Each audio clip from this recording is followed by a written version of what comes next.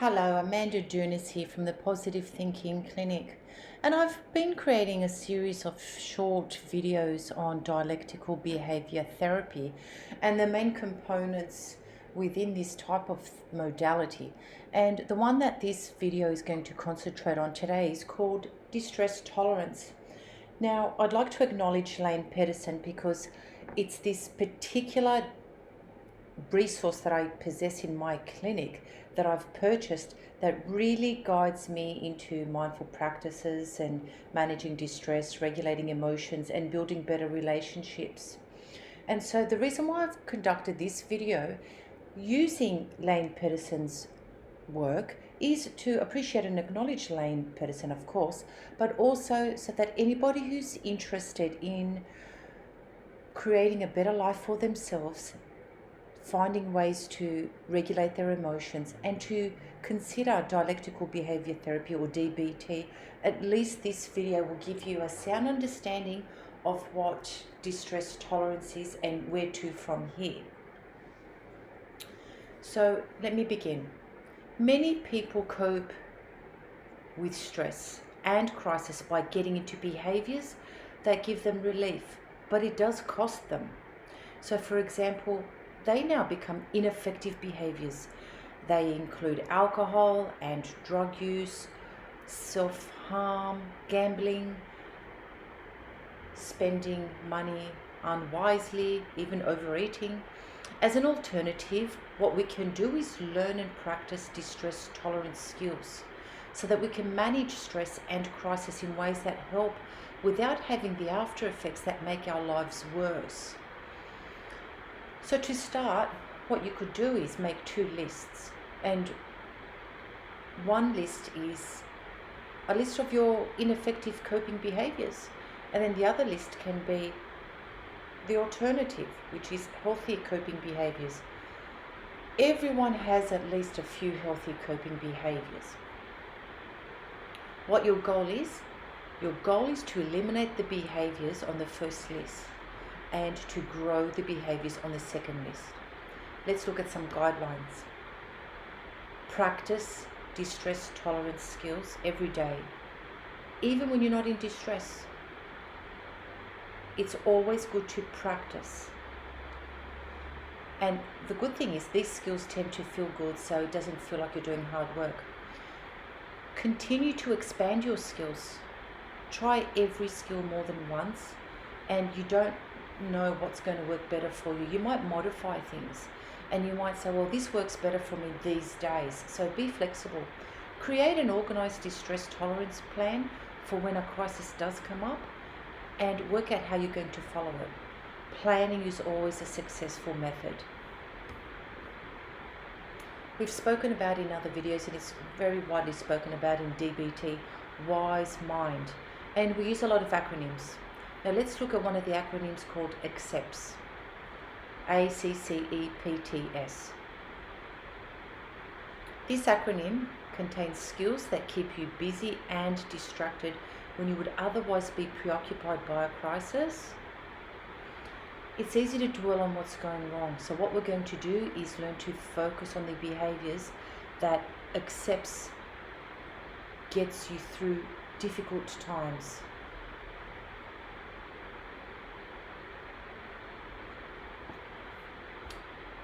Now, let's break it up. A, staying busy with activities keeps your mind off your problems and your behaviours focused on the healthy and helpful. Make a list of activities that you enjoy when life feels better, or even speak to someone and get some ideas. Maintain a schedule of pleasant activities so that you can do them mindfully. Choose an activity and get going. It's wiser to start right now rather than to say, I'll start on Monday or I'll start tomorrow. Let's move to C. C for contribute.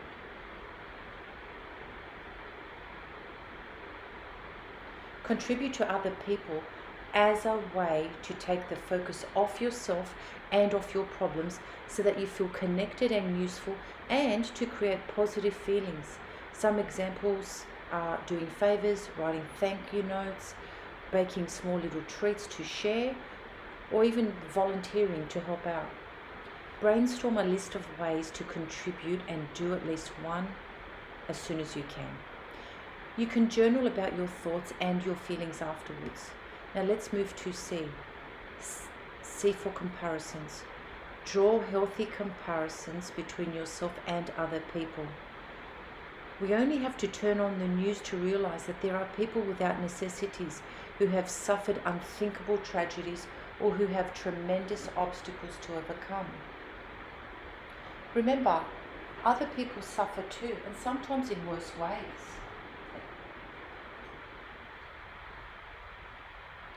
Knowing this allows you to have perspective and even feel grateful that you don't have these problems.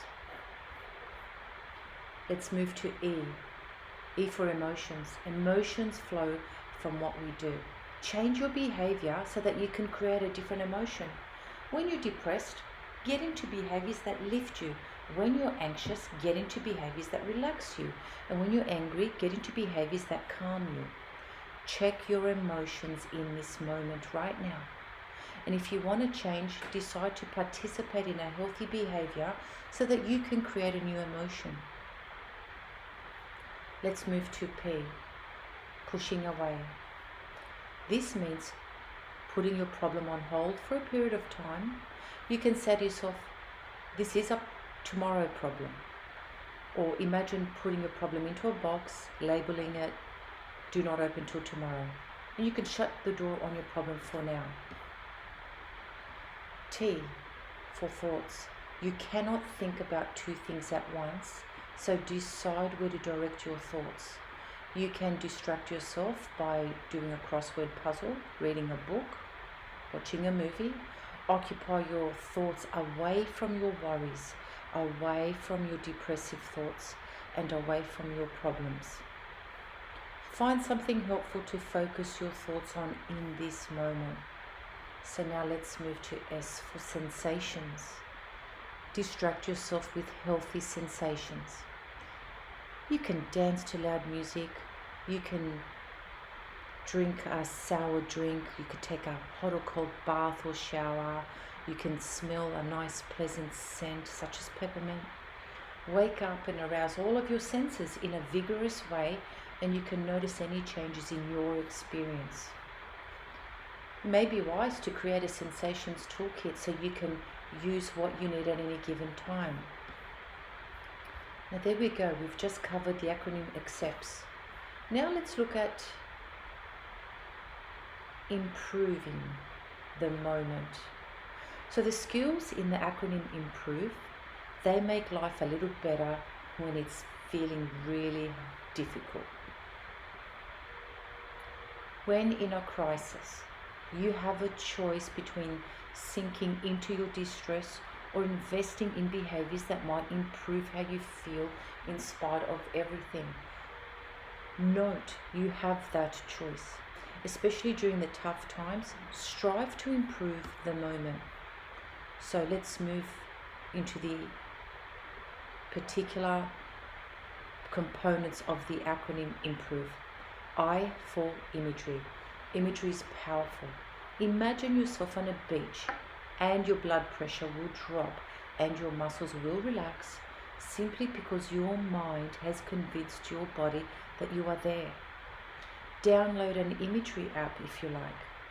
Buy recorded guided imagery or create a relaxing place or a scene in your own mind. Practice your imagery and enjoy the results. Alternatively, imagine yourself doing well or practicing your skills in your mind. Now let's look at M for meaning. List and contemplate the whys for working on any issue in your life. Why stay safe? Why work on self-care? Why practice your skills? Meaning motivates your whys, and your whys will motivate your action. Now let's move to P for prayer. Prayer provides connection, peace, guidance, and a ritual that can offer you calmness. Say a prayer. You don't have to be religious or spiritual. Say a prayer or just go into your place of worship or connectedness, or create your own serenity. This skill can serve you anytime, any place, and you can plug into your spirituality if you like. So take a moment now and create something that serves your individual needs. R for relaxation. This is a human need. What do you do to relax? What do you think could be relaxing? So plan to engage in some of those relaxation behaviors daily. Remember, relaxation, it actually takes practice. Some people lose the skill of how to relax. Learn it again. Take some time to be mindful of your breathing, to tense and release major muscle groups, or to simply sit in a quiet place and relax. O for one thing or moment at a time. So do only one thing in this moment. When we open up too many applications or do too many activities, we slow down or we crash. It's like overwhelm. Just like our electronics. Pick the application you want to do at that one activity. As a variation, take one moment at a time. Maybe you don't know how to make it through the day, but you can make it through the next hour or even the next 5 minutes. Focus on manageable periods of time. Remember, at any given moment, you only have to be at one place. V for vacation. Vacation means taking a break from your crisis or the other stresses in your life. Breaks do need to be planned. So schedule a walk, schedule a run, schedule your yoga, schedule your favorite show, or even 5 minutes of quiet time to breathe or to reflect. Schedule it in. Give yourself a break whenever you need to refresh, to re-energize, to rejuvenate. And E for encouragement. Encouragement is needed to get through the tough times in life. What you say to yourself will influence what you feel. We already know this works when we do it to other people. So why not do it to ourselves? Coach, cheerlead, and affirm yourself with your self-talk. Take this time to write down 5 or 10 statements that you can practice when feeling down. You can say things like, this will pass, my skills will get me through, or I've got this. So now, let's continue. I hope that so far this distress tolerance is making sense for you and that you're learning skills and gaining tips and ideas. Let's look at some self-soothing skills which center on calming and soothing your senses.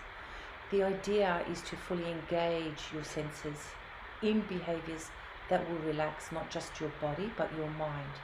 So when you practice self-soothe, you let go of judgments, you let go of worries, you let go of thoughts about your responsibilities, and what you do instead, you find the present moment. This will regulate your body and recharge your batteries. So commit to working self-soothe into your daily routine. Vision. What's pleasing to this sense? Do you like to look at photos? Do you like to look at nature or the city? Whatever relaxes you visually. Could be a fish tank. Take a few moments, look at something pleasant and connect with it. Take it in. And what about hearing? Perhaps soft and soothing music or the sounds of nature. Do you need to go outside and listen to the breeze or leaves or the ocean? Close your eyes and immerse yourself in the experience. And what about smell? Aromatherapy, essential oils perhaps, or soap, or like perfume. You can create your own. Even the smell of a garden, a nice lotion, or baking in your kitchen. Pick out things that help you feel good and to relax. Now let's look at taste. Eating a small amount of food, one mindfully, ideally engaging all of your senses. Consider a single chocolate or a mint, or a healthy food such as an apple or an orange. Savor the experience. Time yourself to see how long you can draw out the experience so you don't rush. Truly immerse yourself in it. Now move to touch. Most people have needs relating to touch. Ask for a hug. Hold hands. Snuggle on the couch. Of course, you do this with the appropriate person. Learn to give yourself a facial, a hand massage. Massage your scalp. Put on comfortable clothes. Sit on a comfortable couch. Go under a comfortable blanket. Take an extended shower. Enjoy a bubble bath. Connect. Find connections. Acceptance is not just saying what happened is okay. And acceptance is not just giving up or giving in. Acceptance is acknowledging reality so that you can marshal your psychological and emotional resources to move forward and heal. Learning to accept reality and then using your skills to be as effective as possible is the pathway forward and the way to ending suffering. Often we may get needlessly upset at everyday inconveniences or hassles. Each of these situations gives us an opportunity to practice acceptance. The next time you face something unwanted, take a deep breath and say to yourself, this is what life is like. Cultivate acceptance every day. Notice the difference that it makes in your life. Most of the time, life will not follow our preferences. So to be willing, you must practice openness and flexibility. Be creative. Put your ego and self-righteousness aside. You see, when there's willingness, there become many pathways. And what about burning bridges? Remove the means of acting on harmful behaviors, because without these means, you have more opportunities to be skillful. If you overeat, get unhealthy foods out of your house. If you use drugs or alcohol, get rid of them. Get rid of your connections and your contacts. And if you self-harm, dispose of the instruments that help you self-harm. Think of a harmful behavior right now that you want to give up. And take bridge burning steps today. Learn to ride the wave. Practice acceptance of an urge. It's not a command and you are not to act on it. Instead, just observe and float with it. If an urge is too high, practice other distress tolerance skills. Sometimes distress checks us out of the moment. If you start to feel unreal or you're drifting out of the moment, how about some grounding skills? Work with your senses. Name what you see, hear, smell and touch right here and now. Perhaps observe and describe who and what is around you. The more detail, no matter how small, the better. Get up and move your body mindfully. Notice the connection between your movement and the physical environment. Or even breathe slowly and deeply, saying the word here to yourself as you breathe in and the word now as you breathe out. All choices have upsides and downsides. Weigh your pros and your cons of one of your harmful behaviors. That thinking part of your brain can be used to allow you to access your wise mind, even when urges are high. You will likely find that doing pros and cons will guide you towards skillful choices. I hope that you've learnt a lot by the way I've described what distress tolerance is and what you can do in this dialectic behaviour resource that I have. wonderfully from Lane Pederson that I use in my clinic, and I'm grateful that I can turn it into an audio now to give you hope and insight as to what you can do to lead yourself, to guide yourself towards emotional wellness. You've been listening to Amanda Dounis from the Positive Thinking Clinic. Thank you.